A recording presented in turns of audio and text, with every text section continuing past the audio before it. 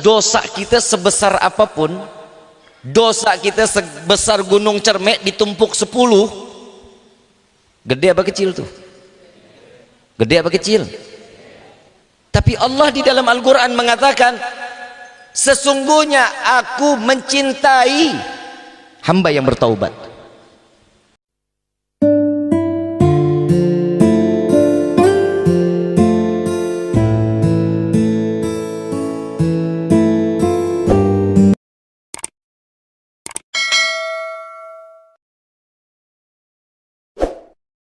Ini orang bikin dosa sedikit aja sama kita, sampai mati kita bakal ingat.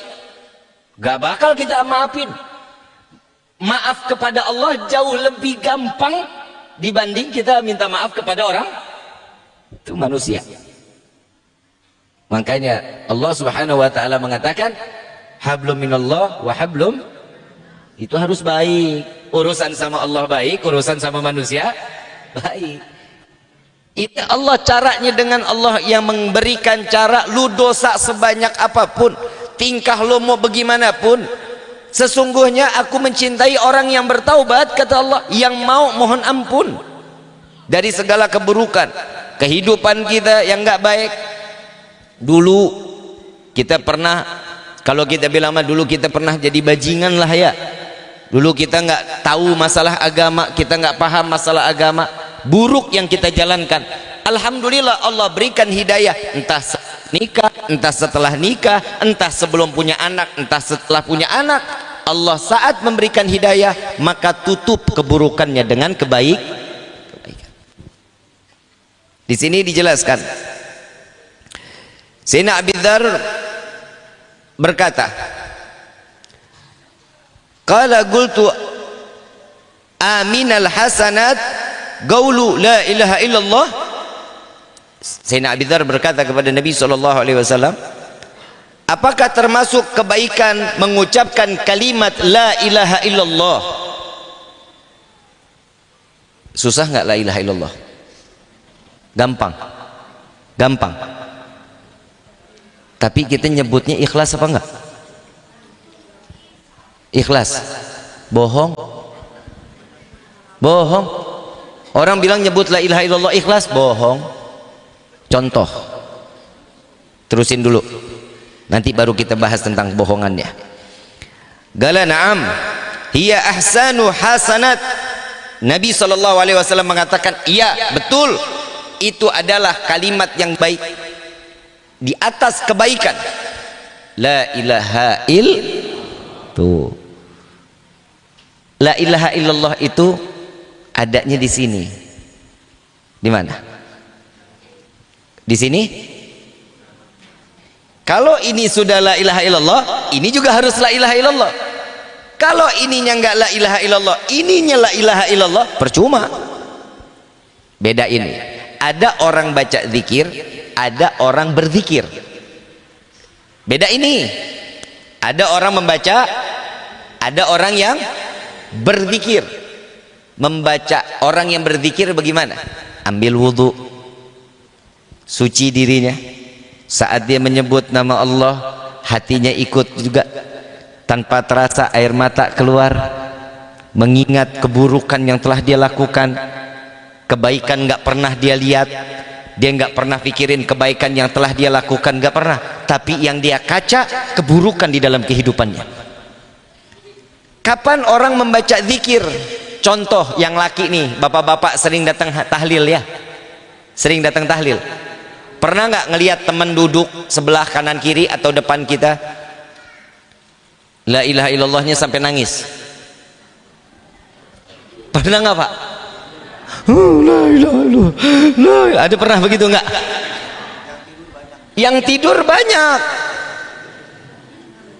La ilaha illallah, la ilaha illallah, la ilaha illallah. Berkat orang dilihatin. Betul nggak? Nengok ke atas, nengok ke orang. Ini orang begini amat modelnya. Lagi nyebut la ilaha illallah, hati masih ngedumel. Itu orang membaca zikir. Kalau orang yang berzikir la ilaha illallah, la ilaha illallah, la ilaha illallah, hati enak banget rasanya, adem kayak ada AC-nya. Itu caranya orang membaca zikir dan bedanya orang berzikir dan membaca. Kalau orang yang berzikir dalam keadaan suci, dalam keadaan baik, betul-betul dari hati menyebut nama Allah, mengagungkan nama Allah. Ibu bapak yang dirahmati oleh Allah, Nabi SAW, dengar nih, saat dimana Nabi SAW, ya Muhammad, akan aku beritahu kematian, dosanya aku ampuni, kata Allah. Setahun sebelum kematian diampuni dosanya. Nabi bilang apa? Ya Allah, jangan kelamaan, takutnya hari diampunin besok dibikin dosa. Ya udah, sebulan sebelum kematian aku ampuni. Kalau dia bertobat aku ampuni, kata Allah. Jangan ya Allah, masih terlalu lama, katanya. Ya udah seminggu, kata Allah, umatmu seminggu belum mati dia bertaubat kepada aku, kata Allah, aku ampuni dosanya. Jangan ya Allah, masih lama, masih kelamaan. 1 hari sebelum mati, jika dia bertaubat kepada aku ampuni dosanya. Jawaban Nabi, jangan ya Allah, masih terlalu lama. Sampai Allah menyatakan, ya Muhammad, aku cabut nyawa hambamu jika dia pernah menyebut la ilaha illallah dengan keikhlasan walaupun sebesar biji zarah, aku terima la ilaha illallahnya, aku masukkan dia ke dalam syurgaku, kata Allah. Tuh perkataan yang paling indah, harapan setiap hamba tatkala mati dalam keadaan husnul. Makanya ibu bapak, kalau tahajud jangan buru-buru, doa jangan sekeperluan. Kadang kita minta doang, kadang tahajudnya cuma 2 rakaat, mintanya 2 jam. Coba diaturin, coba diatur, tahajudnya ditambah, mintanya juga ditambah. Minta nggak apa-apa, tapi setelah minta sanjung dong nama Allahnya. Kalau saya kebiasaan diajarin sama orang tua, sebelum meminta sanjung dulu Allahnya. Allah ini disanjung itu tuh, ya Allah ya Rahman, apa yang kita minta bakal dikasih. Malaikat Jibril sekarang ini, tugasnya Malaikat Jibril itu menahan doa orang-orang yang banyak dosa, model kayak kita nih. Bukan sih orang Kaliaren mah insya Allah ahli sorga, tapi bohong.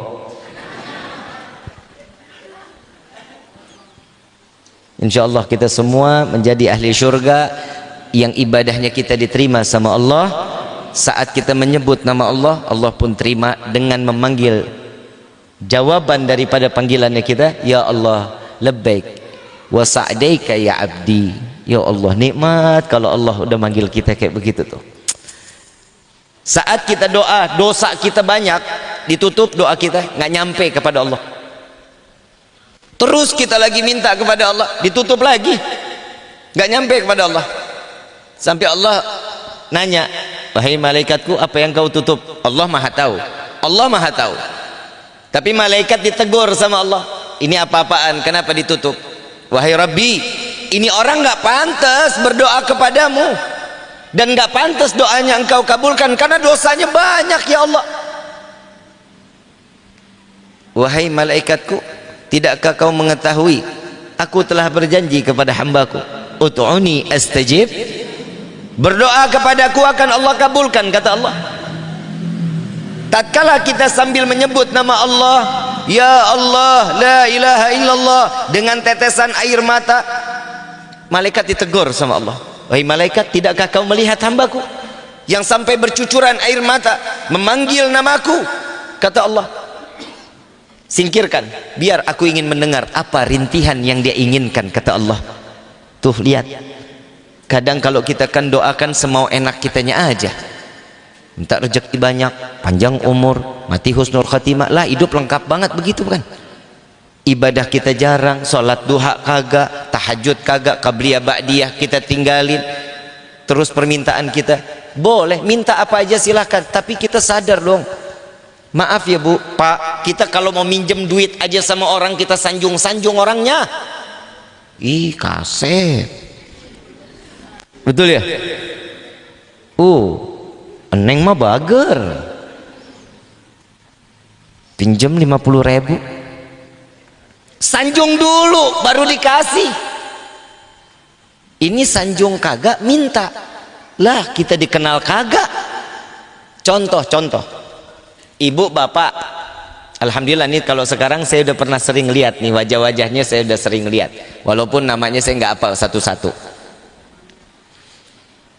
Saat ketemu di jalan, negor saya, iya waalaikumsalam, ibu bapak, enak nggak dijawab? Oh, ternyata salam saya sampai loh, kan gitu. Ibu bapak nggak kenal, saya nggak kenal. Ibu bapak mungkin kenal sama saya, emang nih sombong nih satu nih. Begitu lewat nih, assalamualaikum Habib, nengok doang, siapa ya? Itu manusia begitu nggak? Bapak ibu kalau ditegur sama orang ini kenal sama kita, tiba-tiba begitu kita lewat, assalamualaikum, kita nyautin waalaikumsalam, walaupun di dalam hati waalaikumsalam, dalam hati nanya lagi, siapa ya? Ibu bapak saat ditegur kayak gitu, kalau ini orang berhenti pasti nanya, masih ingat gak sama saya? Benar? Kalau kita mau dikenal sama Allah, terus sebut nama Allah. Maka tatkala kita memanggil nama Allah, ya Allah, ya Allah, la ilaha illallah Muhammadur, ini kan persaksian kita kepada Allah. Nabi SAW mengatakan di dalam hadis, qala Rasul SAW, afdalu qultu ana wan nabiyuna min qabli. Rasul SAW mengatakan, perkataan, pembicaraan yang paling baik dari sebelum zamanku, kata Nabi, sampai detik ini yang paling baik itu la ilaha illallah. Ayo kita coba dilancarin, kita nyebut nama Allah. Ada satu kisah, ada seseorang lagi melaksanakan ibadah umrah atau haji. Oh, haji saat itu beliau lagi di Arafah. Beliau lagi di Arafah, satu orang ini lagi di Arafah megang 7 batu buat jumrah. Megang 7 batu buat. Nah 7 batu ini dikatakan sama ini orang, wahai batu, saksikanlah ya, aku pernah bersyahadat kepada Allah, asyhadu an la ilaha illallah. Wahai batu, jadilah engkau saksiku di dunia, saksiku kelak di yaumil qiyamah. Batu ini dijadiin saksi buat di dunia, saksi di akhir. Subhanallah. Saat dimana orang ini dosanya banyak, saat malaikat nyeret dia mau dimasukkan ke dalam neraka, batu datang tutup pintu neraka, ditutup pintu nerakanya. Begitu ditutup pintu neraka, malaikat nyeret ke pintu neraka yang lain, batu datang lagi, ditutup lagi pintu nerakanya. 7 pintu neraka ketutup dengan batu yang ada di tangan. Yang menjadi saksi di yaumil qiyamah, yang diminta untuk menjadi saksi di yaumil qiyamah, ditutup. Ini malaikat bawa lagi ini manusia tersebut, dibawa tatkala saat ditanya kepada Allah, ya Allah, ini orang ahli neraka, harus masuk ke dalam neraka, tapi ada batu, gak bisa. Dibawa masuk lagi ke dalam surga, ketutup lagi surga, nggak mau ngebuka. Bukan ketutup sama batu, bukan, ketutup surganya, nggak mau ngambil orang ini, nggak mau masuk ke dalam surga. Lalu satu batu datang kepada surga, wahai surganya Allah, buka, aku adalah batu yang jadi saksi tatkala dia semasa hidupnya telah menyebut la ilaha illallah Muhammadur Rasulullah. Maka surga, dari 7 pintu surga terbuka lebar dan orang tersebut dimasukkan ke dalam surganya Allah. Kebayang Bapak Ibu, cuman karena ikhlas kita menyebut nama Allah, dengan kita butuh, benar-benar ngerasa butuh sama Allah. Kalau kita hitung-hitungan ibadah, saya ulang berapa kali saya harus bisa ulang. Kalau kita pribadi hitung-hitungan masalah ibadah, la ilaha illallah, ibadah kita seberapa sih? Sholat kadang khusyuk, kadang kagak, tergantung pesanan. Lah betul, kalau lagi keadaan kita butuh sholat mah sujud, kadang susah bangun, nggak tahu minta, tahu ketiduran lagi sujudnya. Betul nggak? Coba tuh.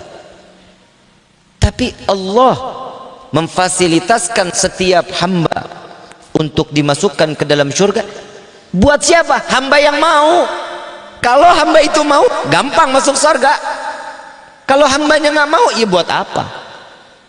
Contoh, bapak datang ke rumah saya, ibu datang ke rumah saya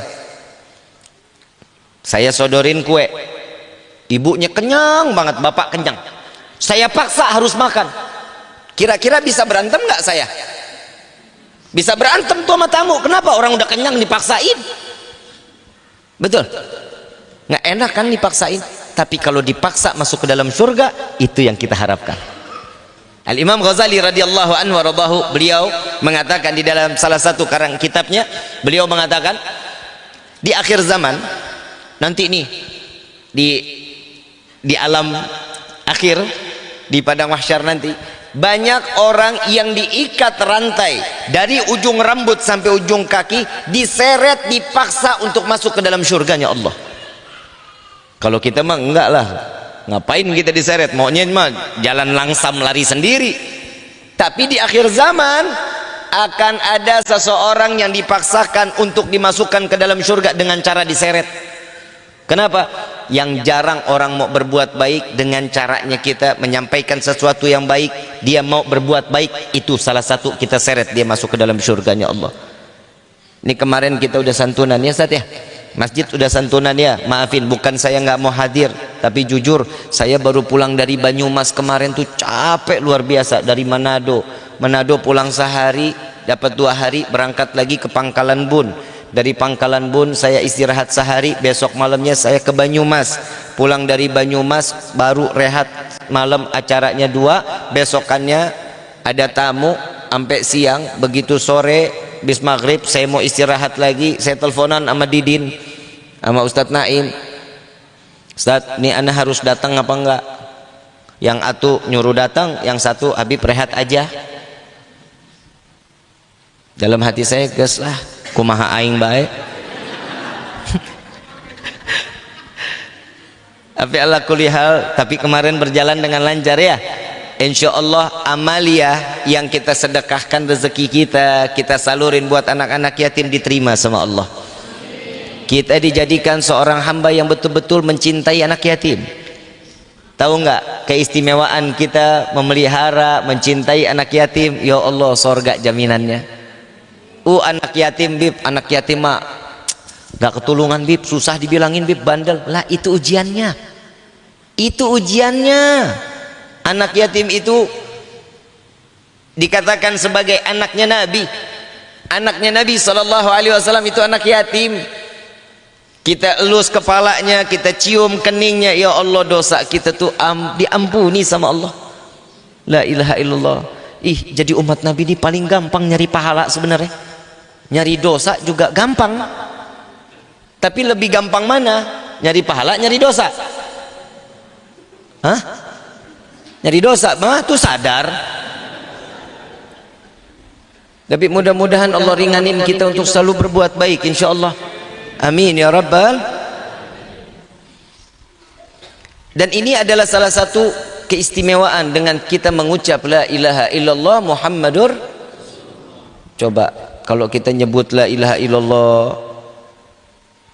Ada satu kisah lagi, Nabi Musa nanya kepada Allah. Di dalam pertanyaannya,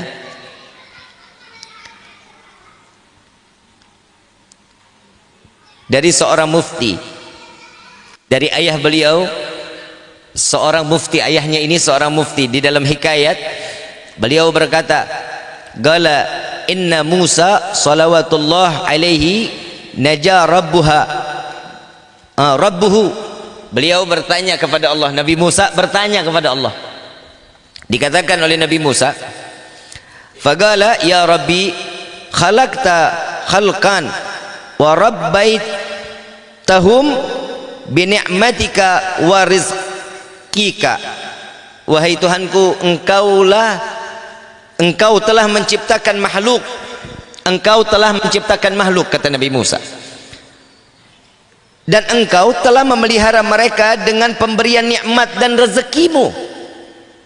Allah kan janjinya begitu kan, pemberi nikmat, pemberi rezeki, kan begitu kan. Lalu Nabi Musa mengatakan, kemudian mengapa Engkau menempatkan mereka pada hari kiamat di nerakamu, kata Allah, kata Nabi Musa. Jawaban Allah Subhanahu wa taala di dalam hadis qudsinya, beliau mengatakan, ya Musa, ini bibit, tanam. Ambil bibit itu tanam. Ditanam. Tumbuh, bibitnya tumbuh.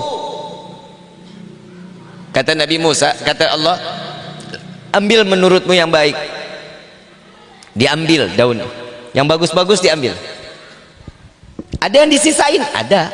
Ditanya sama Allah, itu kenapa disisain, kata Allah. Wahai Rabbi, yang baik aku ambil, yang enggak baik aku tinggalkan. Begitulah cara aku memilih hambaku. Yang baik wajib untuk dimasukkan ke dalam surga, yang buruk aku masukkan ke dalam neraka. Faham ya? Faham ya? Sama di dalam kehidupan kita begitu. Kita punya pohon mangga, kita punya pohon mangga, kelihatannya baik nih, ya, kelihatannya matang baik. Begitu kita balik, ternyata dimakanin codot. Tahu codot? Codot apa sih di sini, apa? Lalai. Lalai. Iyalah itu ya. Begitu lihat, wah groak nih. Kira-kira kita petik nggak? Sebenarnya ambil yang baiknya, sebelahnya kan nggak digigit. Ambil yang baiknya, buang yang itu. Manusia kita kan kadang suka memilih. Tapi kalau bersedekah, dengerin ya, kalau bersedekah ke tempat yang baik, ambil yang terbaik, yang buruk buat kita. Bisa nggak begitu? Bisa nggak? Contoh nih, contoh. Kita dapat makanan enak. Dapat makanan yang enak, kita makan atau kita kasih orang?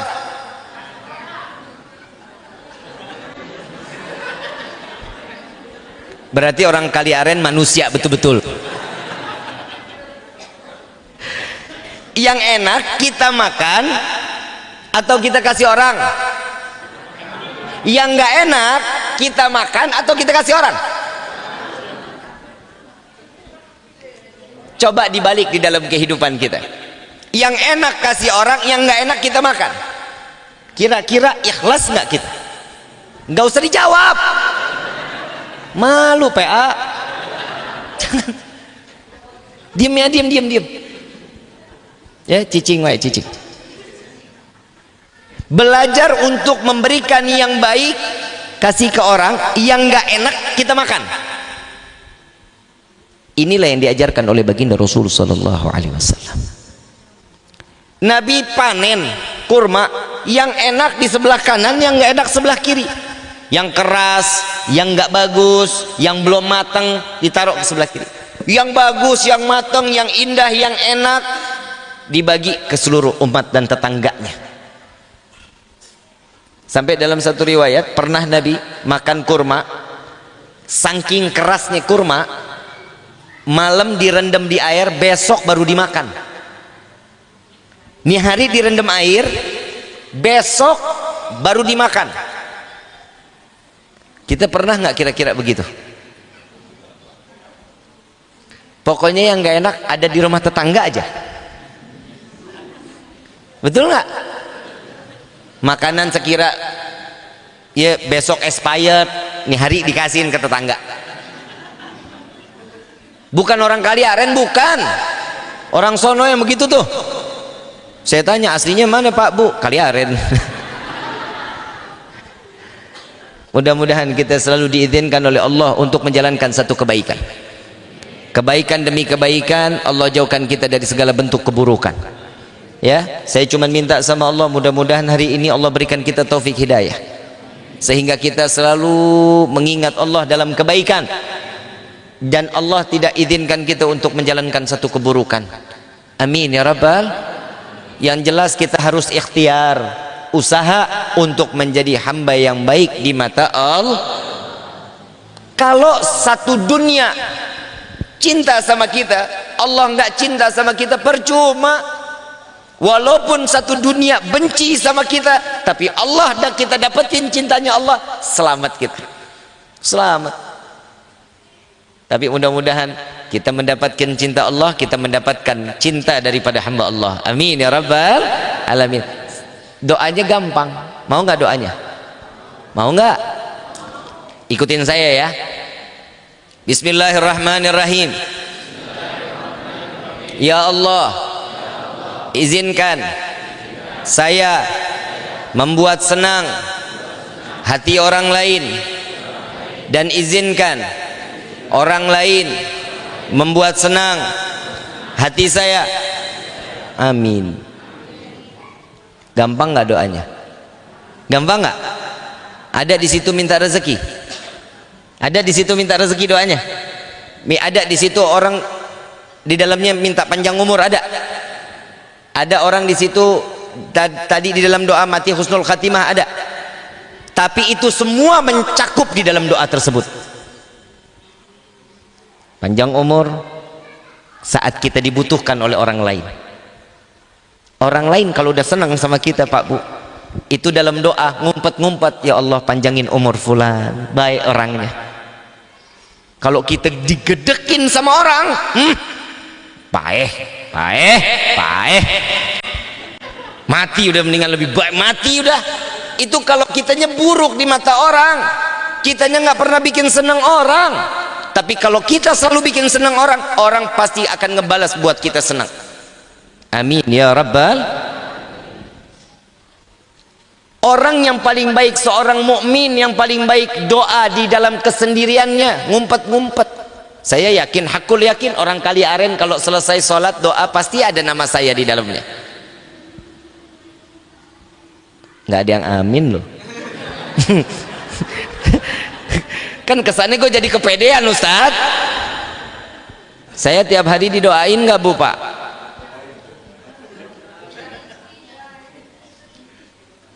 Rezekinya jangan rezeki dong. Rezeki itu jadi fitnah di akhirat paling parah Bu. Pak bener, saya minta tolong doakan saya serba kecukupan, cukup punya rumah 5, cukup punya 1. Ini lagi live nih, jangan macem-macem lu, kan di rumah lagi nonton ini. Insya Allah Allah semua berikan kita kecukupan, amin ya Rabbal alamin. Ya, mudah-mudahan kita semua mendapat perlindungan dari Allah, ya, ibadah kita diterima sama Allah. Muharram ini perbuatan kita akan diberikan satu jalan untuk hijrah dari yang buruk menjadi yang baik, amin ya Rabbal. Dari orang yang ahli maksiat menjadi hamba yang taat, amin ya Rabbal alamin. Al-Fatihah bil qabul wa tamam kulli sul wa ila hadratir rasul bi sirril Fatihah. Alhamdulillahirabbil alamin arrahmanir rahim maliki yaumiddin iyyaka na'budu wa iyyaka nasta'in ihdinas siratal mustaqim siratal ladzina an'amta 'alaihim ghairil maghdubi 'alaihim waladdallin amin amin ya rabbana qtarafna bi annana qtarafna wa annana ashrafna 'ala alladha ashrafna fatub 'alaina taubah taghfir li kulli haubah واستر لنا العورات وآمن الروعات واغفر لوالدينا ربي ومولدينا والأهل والإخوان وسائر الخلان وكل ذي محبة أو جيرة أو صحبة والمسلمين أجمع آمين يا ربي فاسمع فضلا وجود منا لا باكتساب منا بالمصطفى الرسول نهضى بكل سول بالمصطفى الرسول نهضى بكل سول بالمصطفى الرسول نهضى بكل سول صلى وسلم ربي عليه عد الحب وآله وصحبه عداد طرس صحبه والحمد لله في البدء والثناء سبحانك اللهم وبحمدك أشهد أن لا إله إلا أنت أستغفرك وأتوب إليك.